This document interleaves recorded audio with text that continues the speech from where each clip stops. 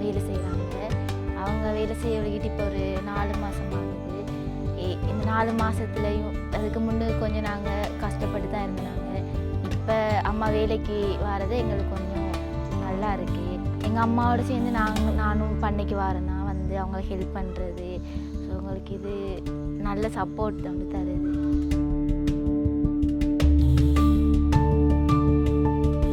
ஒரு 4 வருஷத்துக்கு முன்னுக்கு இந்த பண்ணை வந்து மூடி இருந்துச்சு. ஜப்பான் நிறுவனத்தினால திருப்பியும் ஆரம்பிக்கப்பட்டிருக்கு. இதனால வந்து எங்கள் கிராம மக்களுக்கு நல்ல ஒரு வளம் ஒன்று கிடைக்குது.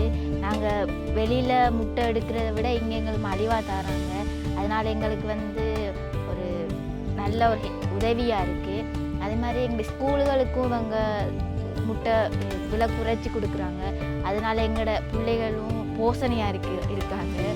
இந்த பண்ணையில் எங்கள் அம்மா வேலை செய்கிறனால எங்களுக்கும் நல்ல சப்போர்ட்டாக இருக்குது. நாங்கள் முந்தி இருந்ததை விட இப்போ நாங்கள் கொஞ்சம் நல்லா இருக்கோன்னு கூட சொல்லலாம்.